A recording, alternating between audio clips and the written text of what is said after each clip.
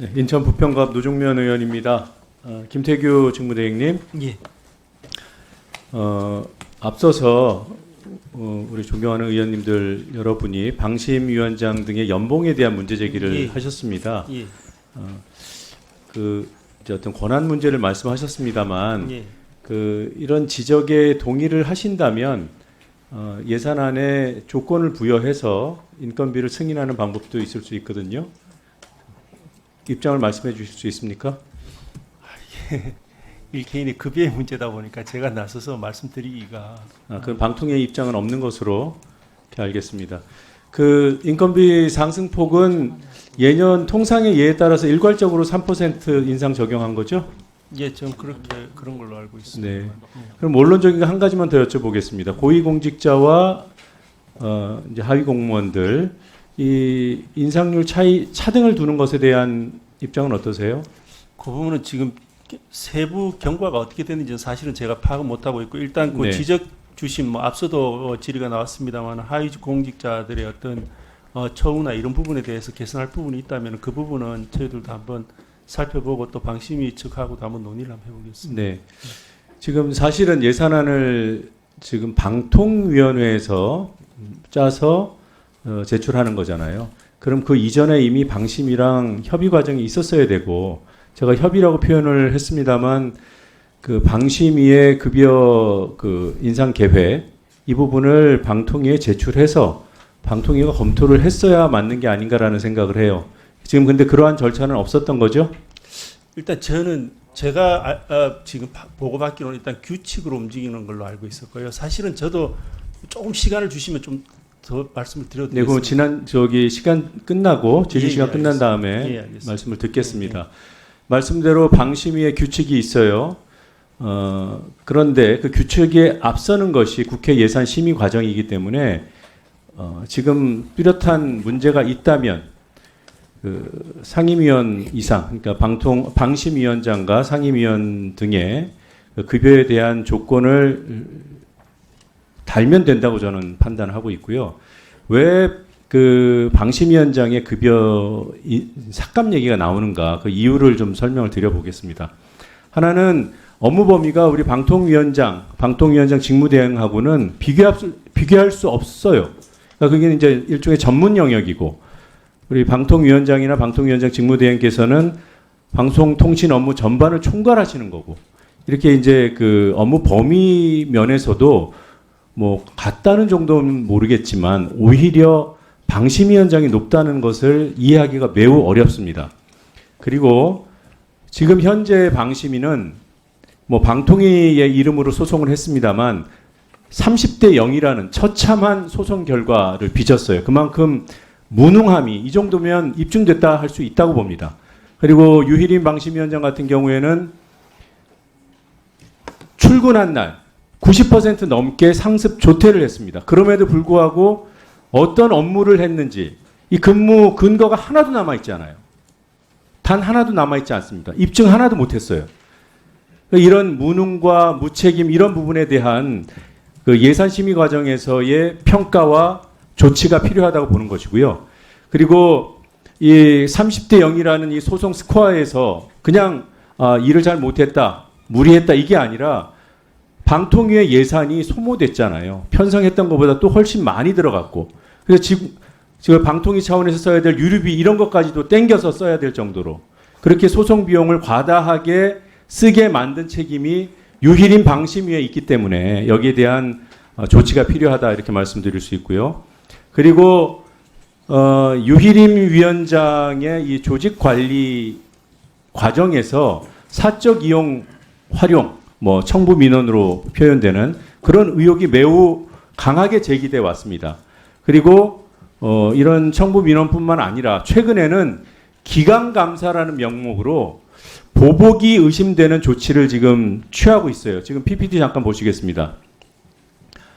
이게 국정감사 끝나자마자 방심위의 기강감사 실시 계획안이 결재가 됐습니다. 우리 김태규 대행님 알고 계십니까? 예, 여기에 구체적인 대해서 내용까지는 뭐 제가 지금 감사가 어떻게 이루어지는지까지 제가 알 수가 있겠습니다. 네, 사전에 협의한 바는 없고요. 예, 당연히 없습니다. 그 통보는 받으신 거고요. 통보도 따로 없었던 거 아닌가 싶습니다. 제가 네. 보고받은 적은 없습니다. 국정감사 기간 동안에 그 방심위 내부 직원이 야당 의원들의 질의에 협조했다라는 것 때문에 보복을 하려는 게 아닌가라는 의심을 강하게 하는 내용입니다. 일단 제목 자체가 기강감사고요. 유일임 위원장이 결재했습니다. 그리고 유일임 전횡의 조력자라고 할 수 있는 박종현 감사실장이 이 감사를 맡게 되고, 또 한 가지 특이한 점은 다음 PPT 보시겠습니다.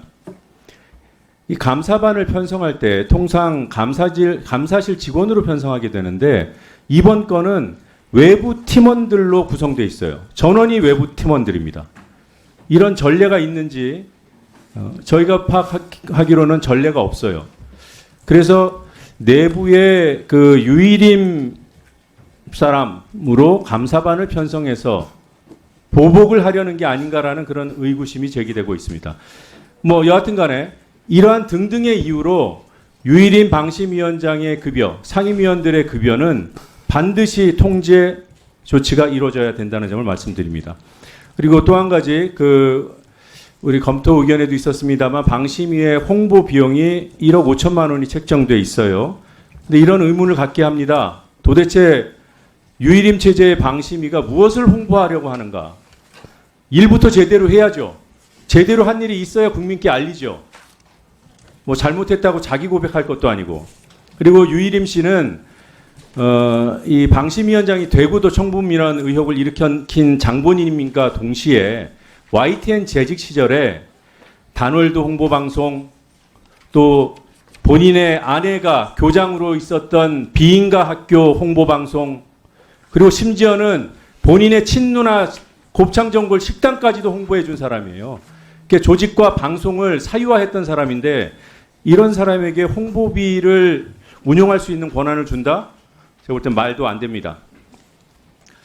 또 한 가지, 이건 이제 방심위에서 비롯된 문제이기도 하지만 항목이 방통위의 소송비로 잡혀있기 때문에 이 소송 비용을 대폭 하향해야 된다는 그런 앞선 우리 의원님들의 그 지적에 저도 100분 공감을 하고요.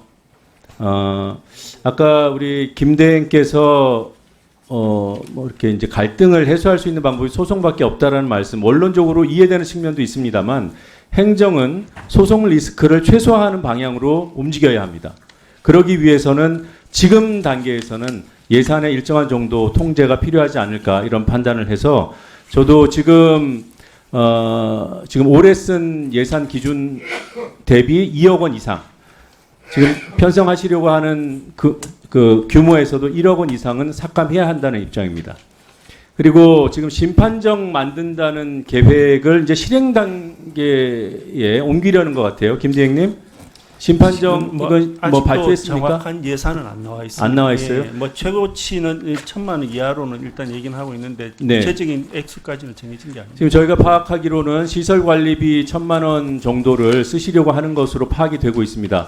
만약에 이 계획이 실행이 된다면 지금 노후시설 관리하라고, 그거 개보수하라고, 그게 방통위를 위해서, 방통위에서 근무하시는 직원들을 위해서 필요한 일이라고 책정되어 있는 항목인데, 안 해도 되는 심판정을 만드는 데 투입된다면 시설 관리비 예산 대폭 삭감할 수밖에 없다는 점 말씀드립니다.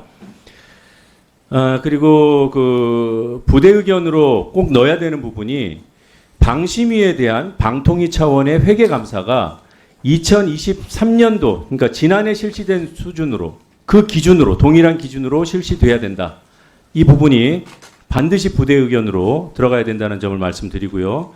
그리고 서면 질의를 드린 내용입니다만, 원안위 예산 중에서 후쿠시마 오염수와 관련된 그 감시 사업 관련 예산, 그 증액 필요성이 있다는 데 대해서는 우리 위원장님도 동의하셨죠? 예, 동의하고 위원님께서 지적해 주셔서 네. 저희가 좀 열심히 뛰려고 하고 있습니다. 네, 약 10억 가까이 복원하는 것이 필요하다는 입장입니다.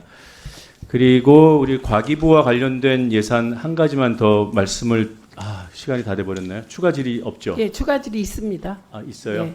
예. 1분만 더 주시면 마무리할 수 있는데. 다음 추가 질의 안 하시고요. 네. 그럼 1분 드리겠습니다. 지금 연구비를 지급을 각 기관에 하게 되면 지금 신용카드로 뭐 연구 기자재를 사거나 또 연구원들의 식대를 쓰거나 이렇게 되는 거죠, 네, 장관님? 그렇습니다. 네. 그럴 경우에 신용카드를 쓸 수도 있고 체크카드도 쓸 수 있어요. 네, 그렇습니다. 그런데 신용카드만 쓰고 있더군요. 그렇죠? 그래서 네. 신용카드를 썼을 때와 체크카드를 썼을 때 비교를 해봤어요. 근데 이 가맹점이 부담하는 수수료 차이가 280억이 나더군요. 690억 원의 신용카드 수수료가 가맹점에서 부담하도록 돼 있는데 지금 그 수수료 율에 따르면 체크카드를 쓸 경우에는 414억, 그러니까 280억 원의 가맹점 부담을 줄일 수 있어요. 그리고 카드사의 순이익이 신용카드를 쓸 경우에는 414억, 체크카드는 322억, 약 90억 원의 차이가 납니다. 그러니까 신용카드사의 순이익을 90억만 줄이면 가맹점의 부담을 28억 원 정도 줄여줄 수 있어요. 이 체크카드를 쓸 수 있도록, 그것만 쓸 수 있도록 시스템을 개선할 용의 그리고 또는 소요기간 좀 답변 주시죠. 네, 그 우리가 신용카드를 쓸 때는 그 카드를 뭐 잘못 사용했다든가 이렇게 결제 취소가 용이한 그런 행정 편의가 실제로 있어서 신용카드만 사용하고 있는 중입니다. 그렇지만 신용카드를 쓰는 경우도 사용액 중에 0.6%를 캐시백으로 받아서 국고로 반납하게 돼 있기 때문에 그런 면에서는 큰 차이가 없을 수 있으나 그러나 금방 말씀하신 것처럼 소상공인한테 돌아가는 그 비율이 차이가 나기 때문에 이렇게 체크카드로 전환할 수 있는 가능성에 대해서 적극적으로 검토해 보겠습니다. 그 노정면 의원님, 아까 질의 중에 김태규 위원장에게 질문 끝나고 질의할 시간을 주겠다고 말씀하셨는데 주시겠습니까? 네, 2분 드리겠습니다. 예, 짧게 뭐 어차피 또 소위에서 드릴 말씀이기도 해서 간단하게 말씀드리겠습니다. 방송통신심의위원회와 저희들 관계에 대해서 저 역시도 처음에 왔을 때 대개 재원이 투입되면은 뭐 의원님께서 잘 아시듯이 대개 관리 감독권을 가지거나 아니면은 그 재원을 부여한 쪽에 어떤 정책적인 아니면은 그 시행하는 그것에 맞춰서 대개 이루어지는 것이 일반적인 형태이긴 한 것 같습니다. 근데 이제 그럼에도 불구하고 그러면은 지금 방심위에는 방통위에서 이런저런 재원들이 들어가는데 왜 이렇게 아무런 조치나 아니면 통제를 하지 못하는가에 대한 의문을 가지실 수 있지 않겠나 싶고 저 역시도 애초에는 그런 의문을 좀 가지고 있었습니다. 근데 제가 정리하고 제 나름대로 생각해 본 바로는 기본적으로는 그건 표현의 자유에 대한 표현의 자유는 헌법적 가치에 대한 어떤 법의 자제 아닌가 싶습니다. 그러다 보니까 이제 가능하면은 별도의 민간 독립 기구를 줘서 거기서 원래는 그 성격상 이게 방통위에서 해야 되는 일이지만은 방통위가 국가기관이기 때문에 그 방통위의 판단은 궁극적으로는 이런저런 국가기관이 표현의 자유에 간섭한다는 어떤 문제나 아니면 의혹이 제기될 수 있기 때문에 그것을 방심이 맡긴 것이 아닌가 싶습니다. 그래서 방심위 부분에 관련해서는 제가 아까 급여 부분도 말씀드린 부분에 대해서는 제가 선뜻 관여하기가 어렵다라는 말씀도 그런 취지 때문에 드린 말씀이라서 그렇게 좀 이해를 해주시면 어떨까 싶고요. 사실은 30대 1 뭐 이렇게 소송 결과가 안 좋은 부분들에 대해서는 사실은 그 부분은 뭐 이전에도 좀 논의가 나왔습니다만은 집행정지와 관련된 부분이라서 그렇게 좀 이해를 해주시면 되지 않을까 싶습니다. 나머지 부분도 좀 더 드릴 말씀은 있는데 그건 뭐 소위나 아니면 다른 기회에 또 추가해서 말씀을 드리겠습니다. 예, 그 고맙습니다. 시간을 주셔서 김태규 대행 예. 그 법 제가 방송위원회 부위원장 할 때 설계한 법이거든요. 예. 그 법의 취지는 제가 너무 잘 아는데 그 방통위가 방심위에 대한 회계 감독권 가지고 있습니다. 그 부분은 그렇기 때문에 지난번에 감사하셨잖아요. 그래서 그거는 조금 더 검토해 보시고 제가 말하고 있는데 지난번에도 그래서 감사를 하실 수 있었던 거고요. 네, 그래서 그 관계에 대해서 저희가 궁금한 것은 김태규 대행의 개인 생각이 아니라 객관적인 방통위와 방심위의 관계입니다. 그래서 조금 더 말씀하셔야 될 것 같고요. 김현 위원님 의사진행 발언 2분 드리겠습니다.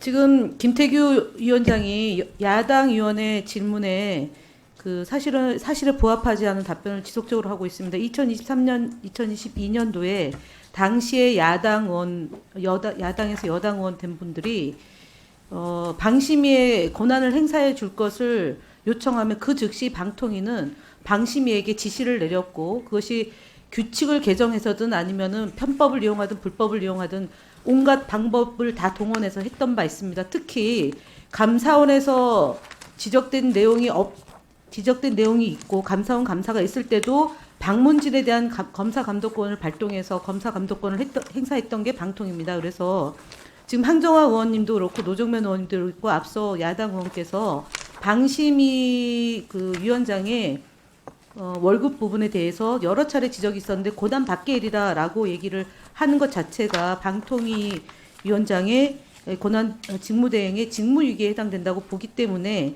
야당 의원들의 질의에 대해서 좀 더 성실하게 답변해 주실 것을 위원장님께서 촉구를 해주시기 바랍니다. 이거는 명백히 물론 말씀을 하셨지만 저희 야당 의원들의 지속적인 질문에 계속 고난 밖의 일이라는 답변을 계속하고 있습니다. 아니면은 살펴보고 나서 그 책임 있게 답변을 해야 된다고 생각합니다. 예, 이 부분은 맞습니다. 회계감사 감독권은 있습니다. 그렇게 설계되어 있습니다. 왜냐하면 그렇게 하지 않으면 이게 위상 자체가 민간 독립기구 위상이잖아요. 그런데 그 선을 방통위하고 어쨌든 그어놓은 이유가 최소한의 돈에 관한 것은 방통위가 국가가 그건 감독할 수 있게 하기 위함이거든요. 그러니까 그러니까 지금 김영 간사님의 지금 지적은 타당하십니다. 그래서 만약에 조금 더 검토가 필요하면 검토하고 답변하신다고 하시는 게 맞습니다. 조금 더 검토해 보시고 보고도 받아 보시고 그리고 답변하십시오. 그렇게 하십시오. 회계감사 부분은 뭐 제가 그 부분은 시간이 없어서 말씀 못 드렸는데 회계감사 부분은 뭐 이전에 있었던 건 알고 있습니다. 그리고 그거는 권한이 있는 것으로 저는 그래서 생각하고 요건 있습니다. 거기까지. 그래서 유일임 위원장의 소위 그 임금과 관련한 문제에 대해서는 조금 더 검토가 필요한 것 같습니다. 김태규 대행의 검토가 필요한 것 같으니 검토해 보시고 책임 있는 답변을 위원님들께 해주시기 바랍니다. 최영두 간사님 2분 드리겠습니다.